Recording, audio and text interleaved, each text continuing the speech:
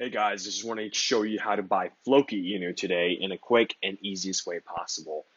Looks like Floki Inu is a trend that's going on for a while now, and we also got the Dogecoin millionaire purchasing Floki Inu on his YouTube channel, and he's basically saying that it's the next Shiba Inu. And we got many other folks who think that Floki Inu could be as good as Shiba Inu's pump, and then as well as Dogecoin. Honestly, we're not sure. But I'm here to show you how to get Floki Inu if you're in the process of buying it. So when I know is so one of the simplest ways and the best ways to buy Floki Inu is really getting on Trust Wallet. So here we have the Trust Wallet in the App Store. You can also look for it in the Android store. So let's go ahead and open the app. And once you first open the app, you'll notice that you might have tokens, you might not have tokens. So you want to make sure you turn the filters on for the tokens you're looking to buy. In the top right corner, click on the token search. At this point, you're able to toggle them on and off. So I have three things here that I'm enabling it for the video purposes. So you want to make sure you have the Floki Inu BP20. So if I look for Floki Inu,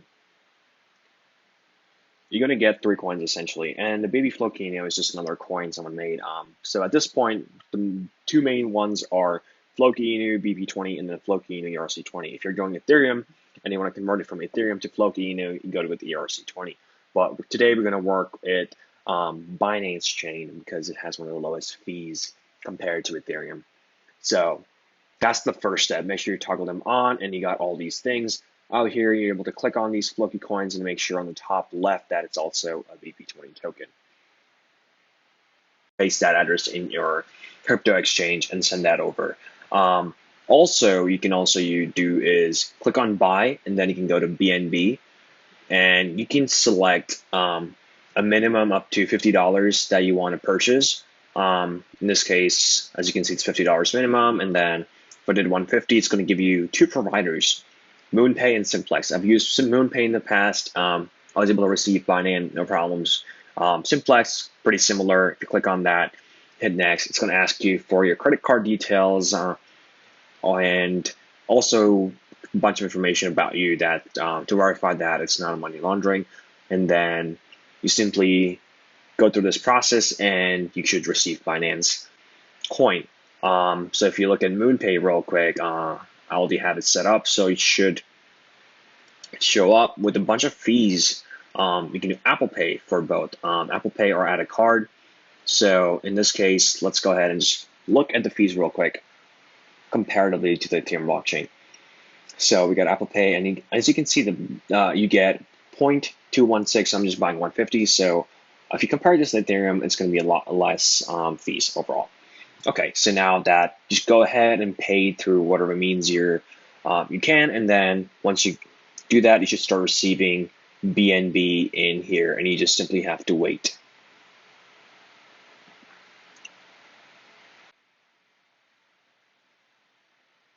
All right, as you've seen, my Binance coin has arrived, and we have $64. So that's basically how much I transferred.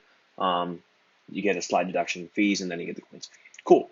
Now we have Binance coin. You want to swap it for Smart Chain. So we're going to go on hit trade. And here you can swap for basically BNB to Binance Smart Chain. And I'm just going to go 100% at this point, and let's see. So we're going from BNB to Binance Chain, and then let's say swap. Okay, confirm, and there's a network fee, and then I'm just going to hit confirm, and then this takes a bit of time. So let's wait on that real quick. Let's click on more details and see what happens here. There you go. It's basically telling you that it's transferring, and it tells you it's pending, and you should see a status update once it switches. And it doesn't take too long for it to happen. All right. I'm simply just going to wait at this point. There we go. Oh, there we go. We already got Binance Smart Chain. Okay, so now what should you do? we have 0 BNB, and we have 0 Floki, and then Smart Chain. All right, so now let's go ahead and get Floki Inu coin. Now that we have Smart Chain, let's go open up our browser and go to Floki.com. And this is the Floki Inu website as of right now. And on top right, you're able to see that you have PancakeSwap here. Let's go ahead and click PancakeSwap. Once you open PancakeSwap, this should automatically load up your Floki coin. So, or you can simply type in PancakeSwap.finance and go to their website, and you can select your coins you want to trade. But this has felt like very simple. It's already preloaded, so why not use it, right?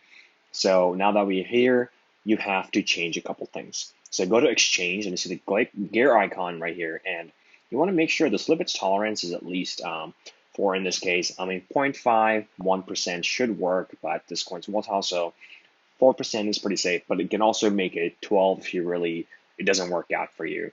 But as of right now, I'm going to keep it at 4% because that worked out, and let's close the settings. So now slippage tolerance is set to 4%. Let's also connect our wallet. In this case, since we started with Trust Wallet, let's go ahead and click on Trust Wallet. We're also able to do this Wallet Connect or MetaMask. Let's go ahead and I'm going to click on my Trust Wallet in this case, and it's going to ask me to open my wallet, and then it's going to ask me to connect my wallet. So this is a quick, simple process, and you just go back to your browser again, and there we go.